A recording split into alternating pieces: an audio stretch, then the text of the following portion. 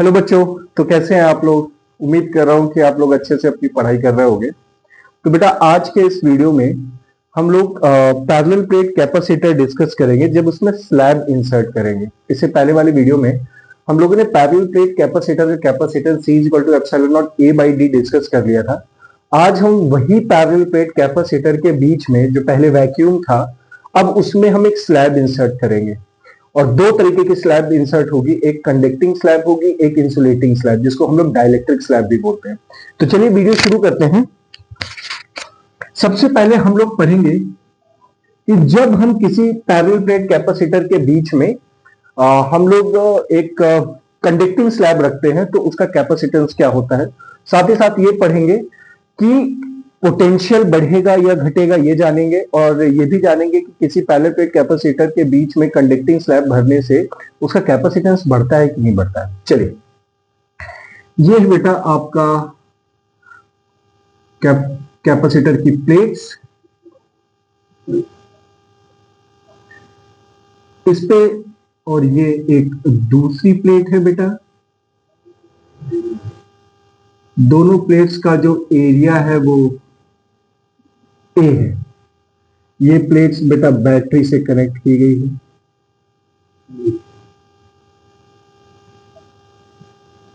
ये हमने इसमें बैटरी लगा दी है, ये हमने इसमें की लगा दी है।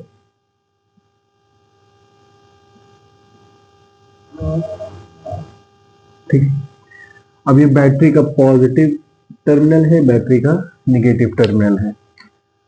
तो बेटा इस साइड जो चार्ज आएगा वो, क्योंकि ये पॉजिटिव टर्मिनल कनेक्ट किया गया है तो इस पे इधर पॉजिटिव चार्ज आ जाएगा। ये पॉजिटिव चार्ज आ गया। ये बैटरी का नेगेटिव है तो इधर नेगेटिव चार्ज आ गया। और चार्ज का जो मैग्नीट्यूड है वो दोनों में सेम। इसमें जो चार्ज का मैग्नीट्यूड है Q है और इनकी जो प्लेट है उसका एरिया A है। सिमिलरली ये जो प्लेट है इस पे चार्ज Q है और इस प्लेट का जो एरिया है वो A है। दोनों प्लेट्स के बीच की जो डिस्टेंस है वो स्मॉल d बेटा मैंने मान लिया है। इतनी बात समझ में आ गई? कोई कंफ्यूजन? अच्छा, इन जो ये प्लेट्स है ना बेटा, ये कुछ ऐसी हैं कि इनको आप ऐसा मानो कि जैसे एक प्लेट ये हो गई और एक प्लेट ये हो गई, एक प्लेट ये हो गई। इधर पॉजिटिव चार्ज इन पूरे प्लेट्स पे है, ऐसे करके पूरे सरफेस पे पॉजिटिव है और इस प्लेट पे पूरे सरफेस पे नेगेटिव है।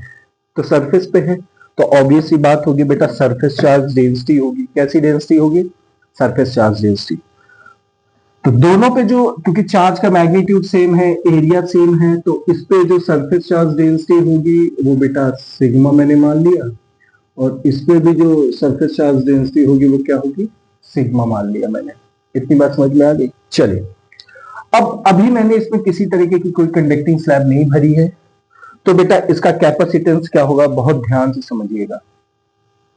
इसका जो कैपेसिटेंस होगा, capacitance of parallel plate capacitor, जब यहां पे कुछ नहीं है तो C वैक्यूम, CV बेटा मैंने लिखा है जिसको C वैक्यूम कहते हैं, वो होगा बेटा एप्सिलॉन नॉट A/D। ये इसका कैपेसिटेंस होगा। इतनी बात समझ में आ गई? अच्छा, क्योंकि ये पॉजिटिव चार्ज है, ये नेगेटिव चार्ज है, तो इलेक्ट्रिक फील्ड इधर बेटा पॉजिटिव से नेगेटिव जा रही होगी। कैसे जा रही होगी बेटा? पॉजिटिव से नेगेटिव। तो इससे पहले के वीडियो में मैंने आपको बताया था कि पैरेलल प्लेट कैपेसिटर है, उसके बीच में, उन दोनों प्लेट्स के बीच में electric field sigma upon epsilon not होती है। तो यहाँ पे इलेक्ट्रिक फील्ड क्या होगी बेटा वैक्यूम के लिए? ये हो जाएगी बेटा सिग्मा अपॉन एप्सिलॉन नॉट। और सरफेस चार्ज डेंसिटी का फॉर्मूला होता है सिग्मा इज इक्वल टू, इधर हम लिख देते हैं बेटा, सिग्मा इज इक्वल टू होता है Q अपॉन A। ये आपको मैंने पहले चैप्टर में पढ़ाया है, तो यहाँ पे वैल्यू रखेंगे तो ये आ जाएगा Q upon A epsilon naught आ जाएगा। ये इक्वेशन फर्स्ट थी, ये इक्वेशन सेकंड होगी। ध्यान से समझिएगा। जब यहां पे किसी भी तरीके का स्लैब नहीं रखा जाए, इलेक्ट्रिक फील्ड इतनी होगी in terms of surface charge and in terms of charge and area. इतनी बात समझ में आ गई? कोई कंफ्यूजन? अच्छा ठीक है। अब इसके बाद देखिए, तो मैंने क्या कर दिया, अब मैंने इसमें एक कंडक्टिंग स्लैब रखी। क्या रखी बेटा? कंडक्टिंग स्लैब रखी। बहुत ध्यान से समझिएगा कंडक्टिंग स्लैब का। ये मैंने लिया। अब मैं इसकी इलेक्ट्रिक फील्ड थोड़ी देर के लिए इसको हटा देता हूं। ये इलेक्ट्रिक फील्ड मैंने इसकी हटा दी थोड़ी देर के लिए, ठीक है। अब मैं इसके बीच में क्या रख रहा हूं बेटा? कंडक्टिंग स्लैब रख रहा हूं। क्या रख रहा हूं? Conducting slab. चलिए,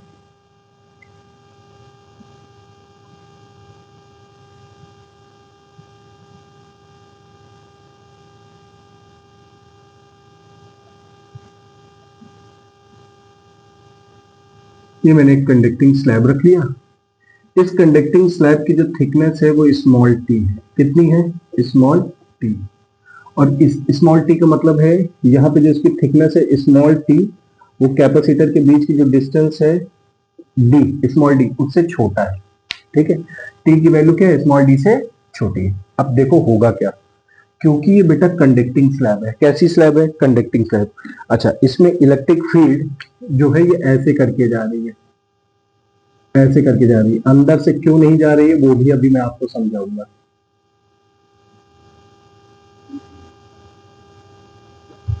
ठीक है, ये ऐसे करके जा रही है। अब यहां पे ध्यान से देखिएगा बेटा, जो ये कंडक्टिंग स्लैब है, क्योंकि ये कंडक्टर है। क्या है? कंडक्टर है। कंडक्टर में चार्ज होते हैं, फ्री चार्जेस होते हैं, है ना।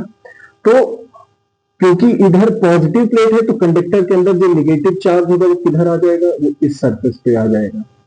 पॉजिटिव नेगेटिव को क्या करता है? अट्रैक्ट करता है, तो इधर आ जाएगा। और इधर नेगेटिव प्लेट है कैपेसिटर की, तो इस कंडक्टर के अंदर जितना पॉजिटिव चार्ज होगा वो किधर आ जाएगा? वो इधर आ जाएगा। ये ऐसे आ जाएगा। इतनी बात समझ में आ रही है? कोई कंफ्यूजन? पक्का? अच्छा, आपको पता है किसी कंडक्टर के अंदर इलेक्ट्रिक फील्ड क्या होती है बेटा? जीरो होती है। पहले चैप्टर में मैंने आपको बताया था ना कि किसी कंडक्टर के अंदर इलेक्ट्रिक फील्ड क्या होती है? जीरो होती है। जब गॉस थ्योरम आपको पढ़ाया जा रहा था, गॉस थ्योरम आपको पढ़ाया जा रहा था, तो वहां आपको ये चीज बताई गई। तो यहां पे जो इलेक्ट्रिक फील्ड हो गई वो क्या हो गई? जीरो हो गई। कहां पे? अंदर। अंदर इलेक्ट्रिक फील्ड क्या हो गई? जीरो हो गई। ये जीरो बन गई। इसीलिए देखो बाहर वाली इलेक्ट्रिक फील्ड लाइंस इसके अंदर से नहीं जा रही है। इतनी बात समझ में आ रही है? कोई कंफ्यूजन? अब अगर हम इस सिचुएशन में, जब हमने कंडक्टिंग स्लैब इसके अंदर भर दी, अब अगर हम इस पैरेलल प्लेट कैपेसिटर के बीच का पोटेंशियल निकालें कि देखिए अब पोटेंशियल क्या है, तो देखो नेट पोटेंशियल, बहुत ध्यान से समझिएगा बेटा, net potential across parallel plate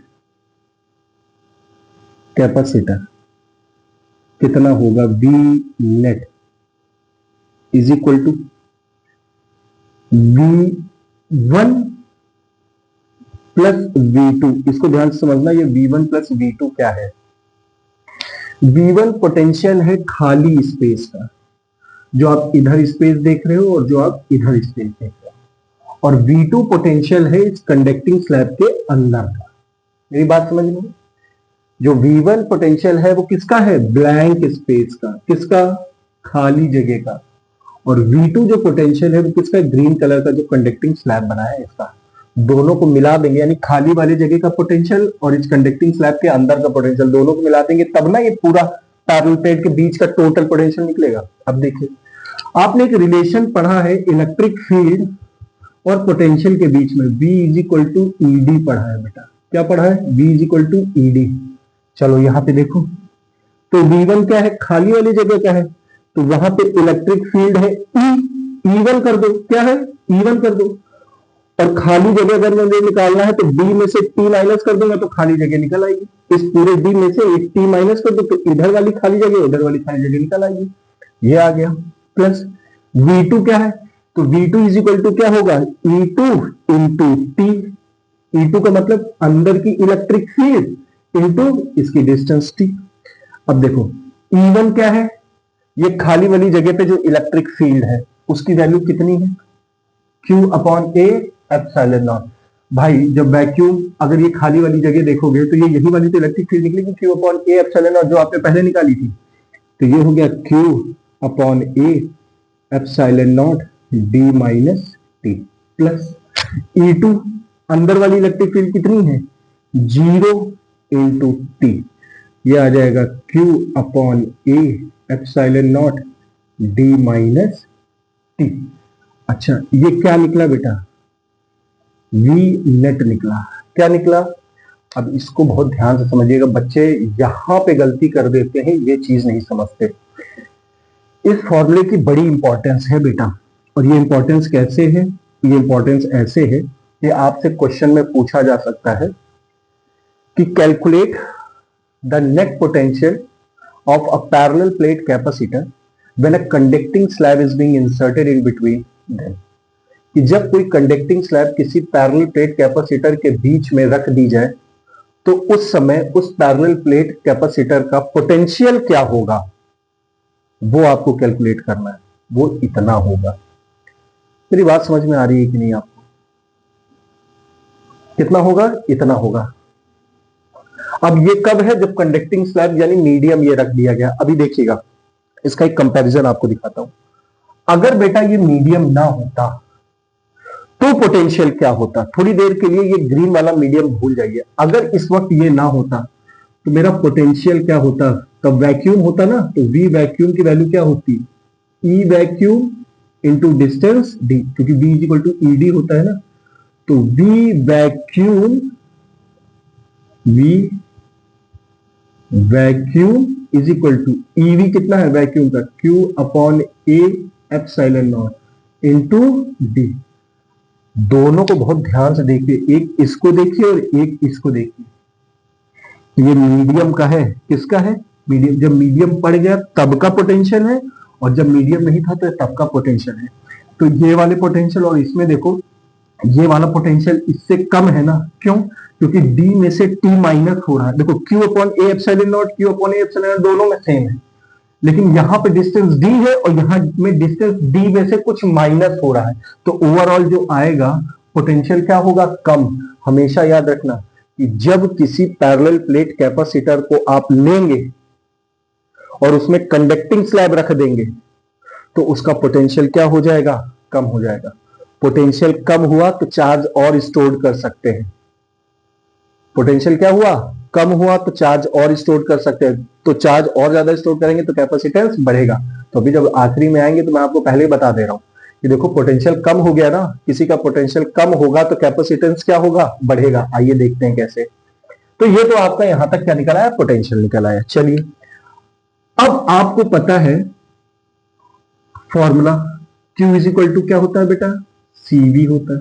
capacitance निकालना तो C इज इक्वल टू क्या आ जाएगा, Q अपॉन B आ जाएगा। तो ये आया Q, पोटेंशियल कितना निकला है, Q upon A epsilon not D minus T. Q से Q क्या हो गया, कट गया, ए एप्सिलॉन नॉट ए ऊपर चला जाएगा, तो C इज इक्वल टू क्या आ गया, epsilon naught A upon D minus T. बोलो हाँ है ना, कोई कंफ्यूजन। अच्छा ठीक, अगर मैं इस इक्वेशन में क्या रख दूं, अब देखो एक तो ये फॉर्मूला, इसको भी ध्यान से देखिएगा, एक ये फॉर्मूला बन गया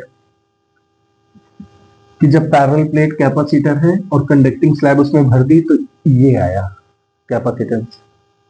ठीक है, अभी देखो इसको पहले वाले से कंपेयर करके अब देखते हैं। देखिए अगर मैं इसके न्यूमरेटर डिनोमिनेटर में डी से मल्टीप्लाई कर दूं तो epsilon naught A upon D minus T, numerator में डी से मल्टीप्लाई किया, डिनोमिनेटर में डी से, और इसको थोड़ा सा शफल कर दिया तो C is equal to epsilon naught A upon D कर दो into D upon D minus T कर दो। तो ध्यान से देखो बेटा, ये epsilon naught A upon D क्या आया, सी वैक्यूम आया। क्या आया, सी वैक्यूम।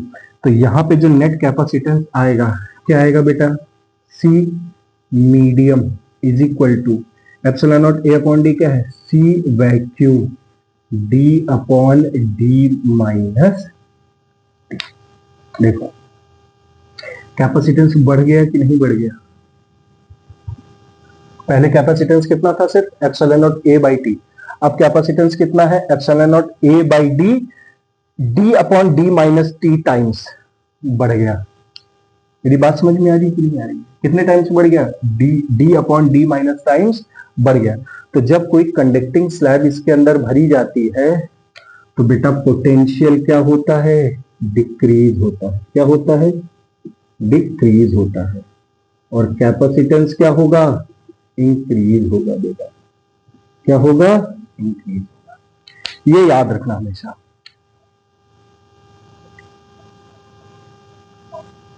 ये याद रखना। तो ये क्या था बेटा, ये आपका था कि जब आप किसी कंडक्टिंग स्लैब को किसी पैरेलल प्लेट कैपेसिटर के बीच में रखेंगे तो उसका पोटेंशियल क्या होगा और उसका कैपेसिटेंस क्या होगा। आपने इस वीडियो में ये चीज पढ़ ली। अब हम लोग इसके बाद ये पढ़ेंगे कि जब हम किसी डाइलेक्ट्रिक या इंसुलेटर को, अभी तो इसमें कंडक्टिंग स्लैब भर दी ना। अच्छा एक चीज और समझ लीजिए, मान लो बेटा हम ये जो टी है इसको हम इतना बड़ा कर दें कि टी की वैल्यू डी के बराबर आ जाए। देखो ये स्पेशल केस है, इसको भी ध्यान से समझो। When T become equal to किसके, डी के। अब खुद से देखो, जब टी डी के बराबर आ जाएगा तो सी मीडियम क्या आ जाएगा, C V D upon D minus T की जगह डी कर दो तो क्या आ जाएगा, C V D upon D में से डी गया जीरो, समथिंग अपॉन जीरो क्या होगा, इनफाइनाइट। तो इनफाइनाइट इंटू सी वी क्या हो जाएगा, इनफाइनाइट। यानी इसका जो कैपेसिटेंस हो जाएगा वो कितना हो जाएगा, इनफाइनाइट हो जाएगा। अगर आपने कंडक्टिंग स्लैब एकदम सटा के भर दी, डी इसके कैपेसिटर के बीच की जितनी डिस्टेंस है उतना ही बड़ा आपने कंडक्टिंग स्लैब इसमें रख दिया, तो इसका क्या बन जाएगा, कैपेसिटेंस। इस पैरेलल प्लेट कैपेसिटेंस का कैपेसिटर का जो कैपेसिटेंस कितना हो जाएगा, इनफाइनाइट हो जाएगा। इतनी बात समझ में आ गई? कोई कंफ्यूजन? यहां तक अगर कोई कंफ्यूजन हो तो बताइए। देख लीजिए, इसको ढंग से देख लीजिए ताकि आपको समझ में आ जाए।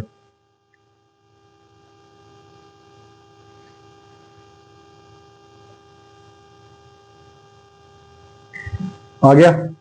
चलिए अब इसके बाद हम जो पढ़ेंगे वो पढ़ेंगे कि अगर हमने इसमें बी, अगर हमने एक इसमें इंसुलेटर भर दिया, क्या भर दिया, इंसुलेटर। चलिए देखते हैं ध्यान से।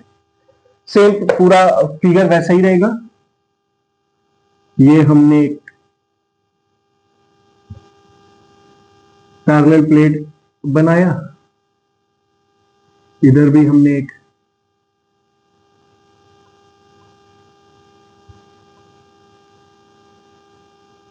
पैरेलल प्लेट बना दिया,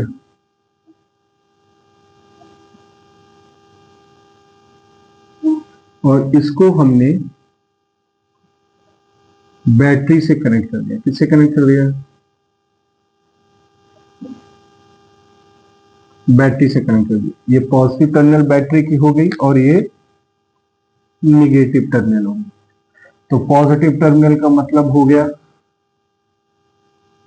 कि इस पे जो चार्ज होगा वो कैसा होगा, पॉजिटिव क्यू आ जाएगा, और इस पे जो चार्ज होगा वो कैसा है, नेगेटिव आ जाएगा। ये चार्ज का मैग्नीट्यूड दोनों में सेम है। इसका चार्ज Q है, इस प्लेट का एरिया A है। इस पे भी चार्ज Q है, प्लेट का एरिया A है, और इस पे भी सरफेस चार्ज डेंसिटी सिग्मा है, और इस पे सरफेस चार्ज डेंसिटी, ये भी डेंसिटी क्या है, सरफेस चार्ज सिग्मा है। दोनों प्लेट्स के बीच की जो डिस्टेंस है वो बेटा हमने स्मॉल डी ले ली। क्या ले ली, स्मॉल डी ले ली। तो बेटा जब इसके बीच में कुछ नहीं था तो क्या होगा, जब इसके बीच में कुछ नहीं था तो कैपेसिटेंस सी वैक्यूम क्या हो जाएगा, epsilon naught A upon D, और इलेक्ट्रिक फील्ड क्या हो जाएगी बेटा, सिग्मा अपॉन एप्सिलॉन नॉट। और सिग्मा की वैल्यू क्या होती है, यहां पे मैंने लिखा था, सिग्मा की वैल्यू है Q अपॉन ए। तो यहाँ पे सिग्मा की जगह Q अपॉन ए आ जाएगा, तो Q upon A epsilon naught आ जाएगा। इतनी बात समझ में आ गई। तो ये था कब, जब बीच में वैक्यूम भरा हो। क्या भरा हो बेटा, वैक्यूम भरा हो। अब आपने क्या भर दिया, अब इसके बीच में आपने कंडक्टिंग स्लैब भर दी, सॉरी इंसुलेटिंग स्लैब भर दी। मैं ब्लू कलर से बना देता हूं इसको। कैसी स्लैब भर दी बेटा, अब आपने एक डाइलेक्ट्रिक भर दिया या इंसुलेटिंग स्लैब भर दी।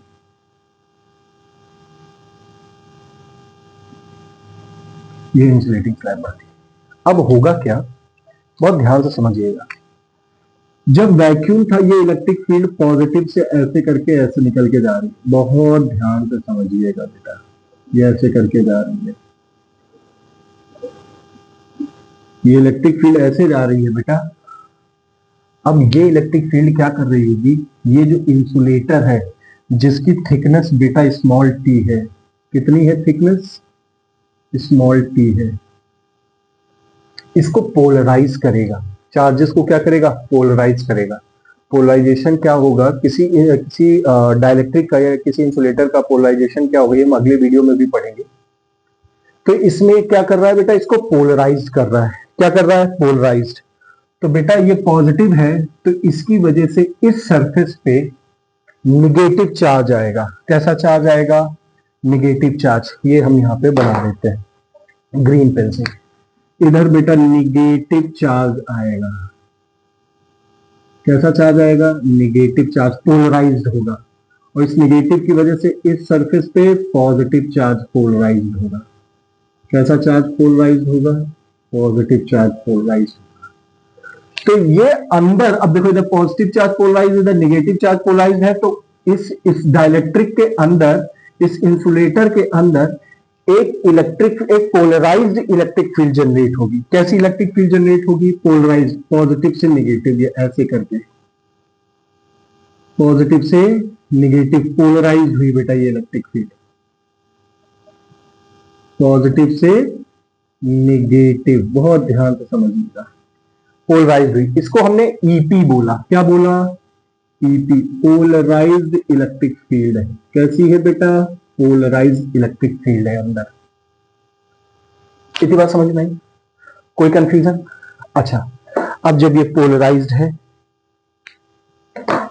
तो अब जो नेट इलेक्ट्रिक फील्ड होगी, जो इस पूरे सरफेस पे नेट इलेक्ट्रिक फील्ड होगी, उसकी वैल्यू क्या होगी, E is equal to EV vacuum minus E P, polarised. बोलो हाँ है ना, कोई कंफ्यूजन। अच्छा, आपने एक चीज और पढ़ी है, बहुत ध्यान से समझिएगा कि ये जो अंदर हुई है ये मीडियम है ना, बोलो हाँ है ना। तो आपने डाइलेक्ट्रिक कांस्टेंट क्या पढ़ा था कि रिलेटिव परमिटिविटी डाइलेक्ट्रिक कांस्टेंट क्या होता है, it is the ratio of electric field in vacuum to the electric field in medium polarised. बोलो हाँ है ना, ठीक।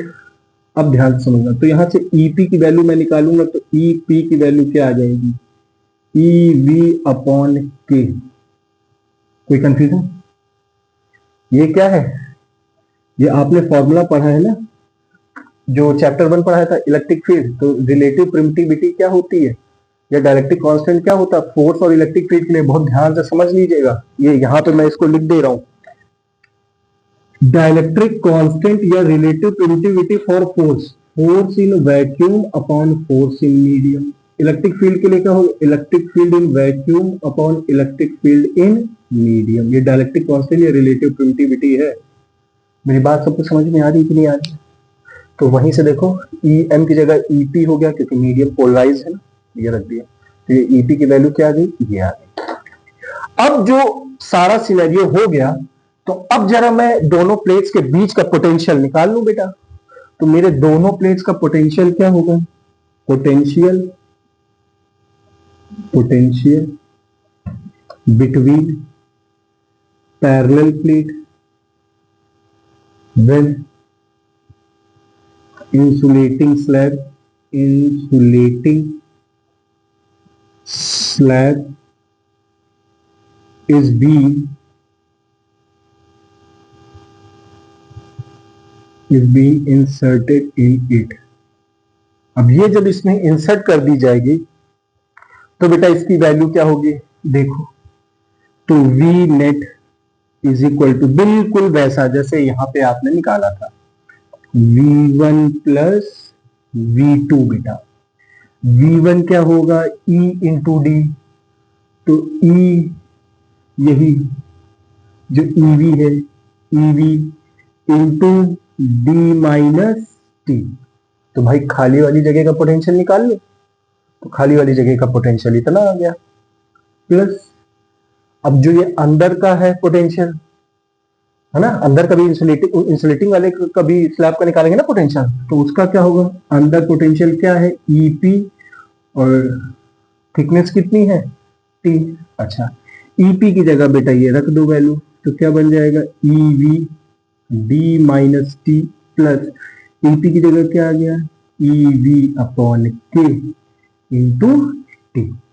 यहां से बेटा ईवी कॉमन कर लो, अंदर क्या बचेगा, D minus T plus T upon के, बोलो है ना।